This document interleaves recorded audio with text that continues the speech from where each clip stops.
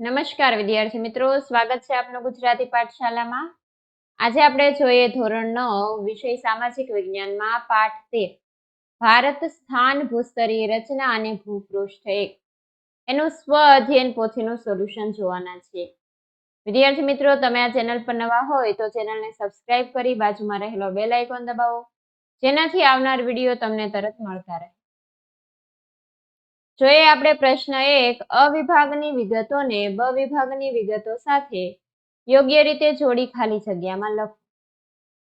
ભારતની પ્રમાણ સમય રેખા, એમાં આવશે સી પ્રમાણ સમય રેખા. 2. ભારતની મધ્યમાંથી પસાર થાય છે એ કર્કવૃત્ત. 3. ઇન્ડોનેશિયા, એમાં આવશે ડી મલાક્કાની સામુદ્ર ધુની. 4. ભારત અને શ્રીલંકા વચ્ચે, એમાં આવશે ઈ પાલ્કની સામુદ્ર ધુની. પછી છે પ્રશ્ન નંબર 2. નીચે આપેલા વિધાનો વાંચી ખરા વિધાન સામે ખરું અને ખોટા વિધાન સામે ખોટાની નિશાની કરો. ભૌગોલિક દ્રષ્ટિએ ભારત ઉત્તર ગોળાર્ધમાં આવેલો છે, ખરું. ભારતનો દક્ષિણ તરફનો દ્વીપકલ્પ સમચોરસ આકાર ધરાવે છે, ખોટું. ભારતના પૂર્વ અને પશ્ચિમે આવેલા સ્થળોના સ્થાનિક સમય સમાન છે, ખરું. ભારત ક્ષેત્રફળની દ્રષ્ટિએ દુનિયામાં 7મા ક્રમે આવે છે, ખરું. ભારતની દક્ષિણ દિશામાં સમુદ્ર કિનારે આપણા પાડોશી દેશો શ્રીલંકા અને મલેશિયા આવેલા છે, ખોટું. અરબ સાગરમાં આંદમાન અને નિકોબાર ટાપુઓ આવેલા છે, ખોટું. પૃથ્વીના પેટાળમાં કિરણોત્સર્ગી પ્રક્રિયાને પરિણામે ગરમી પેદા થાય છે, ખરું. કૌંસમાં આપેલ વિકલ્પમાંથી યોગ્ય વિકલ્પ પસંદ કરી ખાલી જગ્યાઓ પૂરો. ભારતની ઉત્તર દક્ષિણ લંબાઈ 3214 કિમી છે. ભારતની પ્રમાણ સમય રેખા કુલ ખાલી જગ્યા રાજ્યોમાંથી પસાર થાય છે, એમાં આવશે 5. ભારતનું ક્ષેત્રફળ 32.8 લાખ ચોરસ કિમી છે. ભારત અને યુરોપનું અંતર સુએઝ નહેર શરૂ થવાથી ઘટી ગયું. 5. ભારતની પૂર્વ સીમા મ્યાનમાર અને બાંગ્લાદેશ સાથે જોડાયેલી છે. પછી આવે છે વિકલ્પો. ભારતીય દ્વીપકલ્પની પૂર્વ બાજુએ શું આવેલું છે? બંગાળાની ખાડી. સુએઝ નહેર ક્યારે શરૂ થઈ? 1869. નીચેનામાંથી કયા દેશ સાથે ભારતની જમીન સીમા સ્પર્શતી નથી? શ્રીલંકા. અરબ સાગરનું નિર્માણ અને પશ્ચિમ ઘાટને સુસ્પષ્ટ બનાવતી ઘટના કઈ છે? જ્વાળામુખી પ્રસ્ફોટન. ભારતની ઉત્તર દિશામાં આવેલ છે વિસ્તૃત પર્વતમાળા. દ્રવિત ખડકોમાં ઉત્પન્ન થતા કયા તરંગો ભૂસપાટી તરફ જવાનો પ્રયત્ન કરે છે? સંવહનિક. એકબીજાની નજીક આવી રહેલી પ્લેટો અભિસારી. નીચે આપેલ પ્રશ્નોના 1-2 શબ્દમાં જવાબ આપો. વસ્તીની દ્રષ્ટિએ વિશ્વનો લોકશાહી ધરાવતો સૌથી મોટો દેશ ભારત. મારા નિર્માણથી ભારત અને યુરોપ વચ્ચેનું અંતર 7000 કિમી ઘટી ગયું. સુએઝ નહેર. મારા શીર્ષસ્થ સ્થાને ભારત આવેલું છે, હિન્દ મહાસાગરના. ઇન્ડોનેશિયા થઈ મને પસાર કરી કેનેડા તથા યુએસ પહોંચી શકાય છે, પેસિફિક મહાસાગર.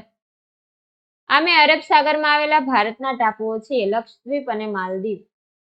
કરોડો વર્ષ પહેલાનો હું એક પ્રાચીન વિશાળ ભૂમિખંડ છું અને ભારત પણ મારો એક ભાગ હતો, ગોંડવાના લેન્ડ. પ્રશ્ન 6. નીચેના પ્રશ્નોના ટૂંકમાં જવાબ આપો.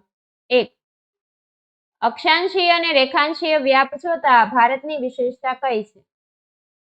ભારત દેશના અક્ષાંશીય અને રેખાંશીય વ્યાપ બંને લગભગ સરખા અર્થાત 30 અંશ છે, પરંતુ વાસ્તવિક રીતે કાશ્મીરથી કન્યાકુમારી ઉત્તરથી દક્ષિણ લંબાઈ 3214 કિમી છે, જ્યારે પૂર્વથી પશ્ચિમનો વિસ્તાર 2933 કિમી છે. 2. ભારતમાં કર્કવૃત્તથી દક્ષિણે આવેલું ક્ષેત્ર કેવો આકાર ધરાવે છે? ભારતમાં કર્કવૃત્તથી દક્ષિણે આવેલું ક્ષેત્ર ત્રિકોણ આકાર ધરાવે છે. 3. વિશ્વમાં ક્ષેત્રફળની દ્રષ્ટિએ ભારતથી મોટા દેશો કેટલા છે? કયા? વિશ્વમાં ક્ષેત્રફળની દ્રષ્ટિએ ભારતથી મોટા 6 દેશો છે: રશિયા, કેનેડા, યુએસ, ચીન, બ્રાઝિલ, ઓસ્ટ્રેલિયા. પ્રાચીન કાળથી ભારતનો સંબંધ દરિયાઈ માર્ગો દ્વારા કયા પ્રદેશો સાથે હતો? પૂર્વ આફ્રિકા, પશ્ચિમ એશિયા, દક્ષિણ એશિયા તથા દક્ષિણ પૂર્વ એશિયાના દેશોની સાથે ભારતનો સંબંધ દરિયાઈ માર્ગો સાથે હતા.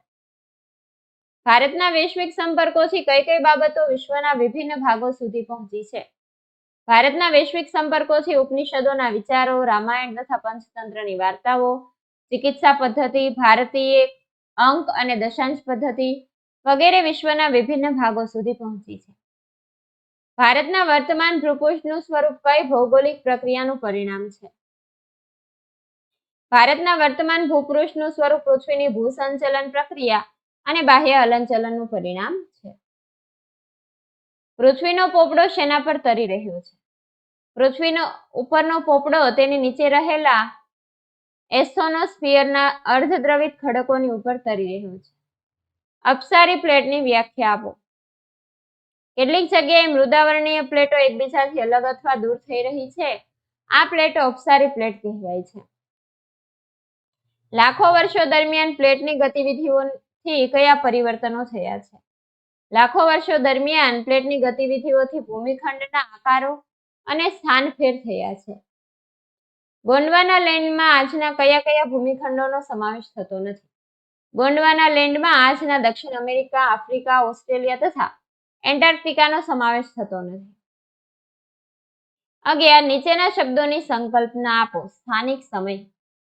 કોઈ પણ સમયે સૂર્ય આકાશમાં બરાબર માથા પર કે મહત્તમ ઊંચાઈ આવે ત્યારે ત્યાં બપોરના 12 વાગ્યા ગણાય છે. આ પ્રમાણે ગણવામાં આવતા સમયને તે સ્થળનો સ્થાનિક સમય કહેવામાં આવે છે. 2. ભૂનિમ્મચન. પૃથ્વીના પોપડાના કોઈ પણ ભાગનું પેટાળ તરફ નીચે બેસી જવું ભૂનિમ્મચન કહેવાય છે.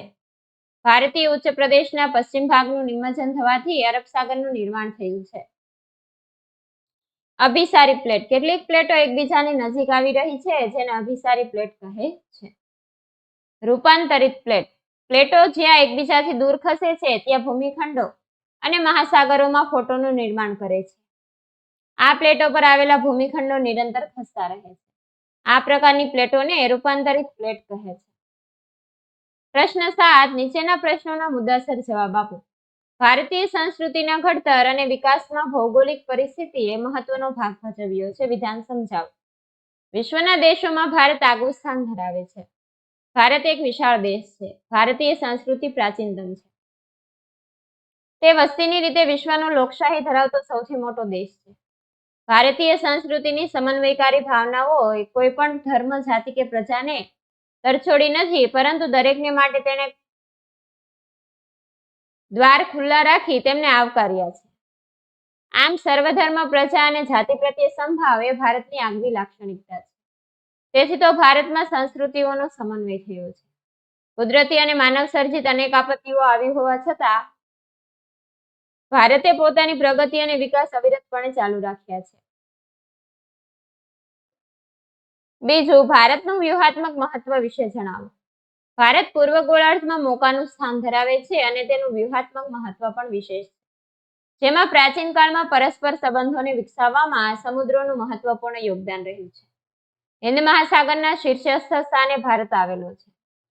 પૂર્વ આફ્રિકા, પશ્ચિમ એશિયા, દક્ષિણ એશિયા તથા દક્ષિણ પૂર્વ એશિયાના દેશોની સાથે સમુદ્ર માર્ગો દ્વારા ભારતનો સંબંધ પ્રાચીન કાળથી રહ્યો છે. સુએઝ નહેર શરૂ થવાથી ભારત અને યુરોપનું અંતર ઘટી ગયું. વિધાન સમજાવો. ઈસવીસન 1869માં સુએઝ નહેર શરૂ થવાથી ભારત અને યુરોપ વચ્ચેનું અંતર આશરે 7000 કિમી ઘટી ગયું છે. પૂર્વ તથા દક્ષિણ પૂર્વ એશિયા અને ઓસ્ટ્રેલિયાથી આફ્રિકા તથા યુરોપને સાંકળતા જળમાર્ગો હિન્દ મહાસાગર થઈને જાય છે. દક્ષિણ આફ્રિકા થઈને આવતો જળમાર્ગ તથા સુએઝ જળમાર્ગ ભારત પાસેથી પસાર થાય છે. એ જ માર્ગ દ્વારા ઇન્ડોનેશિયાની મલાક્કા સામુદ્રધુની થઈને પેસિફિક મહાસાગર પસાર કરીને કેનેડા તથા યુએસ પહોંચી શકાય છે. ભારતના પાડોશી દેશો વિશે દિશાઓનો સંદર્ભ આપી જણાવો. ભારતની જમીન સીમા ઉત્તર પશ્ચિમમાં પાકિસ્તાન અને અફઘાનિસ્તાન સાથે અને ઉત્તર પૂર્વમાં ચીન, નેપાળ, ભૂતાન દેશ સાથે તથા પૂર્વમાં મ્યાનમાર અને બાંગ્લાદેશ સાથે જોડાયેલી છે. ભારતની દક્ષિણ દિશામાં સમુદ્ર કિનારે આપણા પડોશી દેશો શ્રીલંકા અને માલદીવ આવેલા છે. ભારત અને શ્રીલંકા પાલ્કની સામુદ્રધુની અને મન્નારના અખાત દ્વારા અલગ પડતા જોવા મળે છે. અરબ સાગરમાં લક્ષદ્વીપ ટાપુઓ આવેલા છે, જ્યારે બંગાળની ખાડીમાં આંદામાન નિકોબાર ટાપુઓ આવેલા છે. એક ભૌગોલિક ઘટના હિમાલય પર્વત શ્રેણીનું નિર્માણ સરળ શબ્દોમાં સમજાવો. ભારત કરોડો વર્ષ પહેલા ગોંડવાના લેન્ડ નામના પ્રાચીન વિશાળ ભૂમિખંડનો ભાગ હતો. આ વિશાળ ભૂમિખંડમાં આજના દક્ષિણ અમેરિકા, આફ્રિકા, ઓસ્ટ્રેલિયા તથા એન્ટાર્કટિકાનો સમાવેશ થતો હતો. કાળક્રમે ગોંડવાના લેન્ડથી અલગ થઈને ઇન્ડો ઓસ્ટ્રેલિયન પ્લેટ ધીમે ધીમે ઉત્તર તરફ સરકવા લાગી.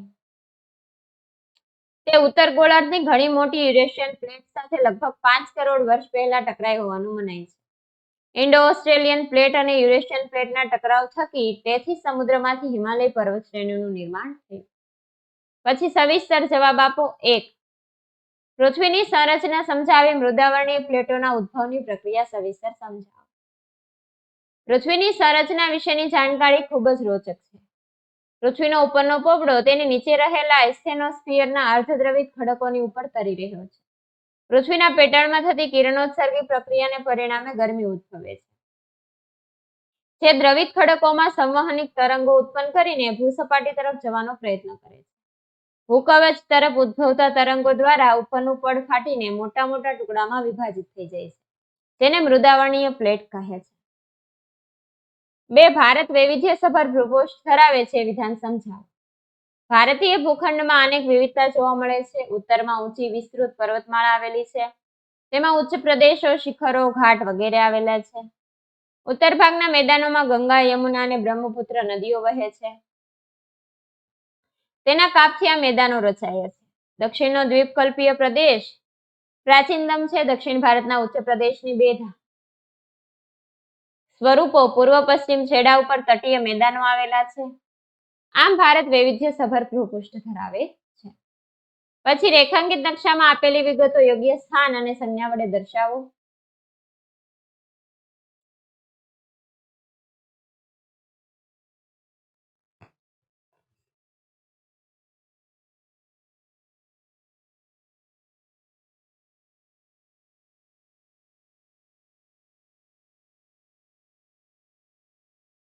વિદ્યાર્થી મિત્રો, અહીંયા સોલ્યુશન પૂરું થાય છે. જો તમને વિડીયો પસંદ આવ્યો હોય તો વિડીયોને લાઈક કરજો અને અમારી ચેનલ સબસ્ક્રાઇબ કરવાનું ભૂલતા નહીં. વિડીયો જોવા બદલ આભાર.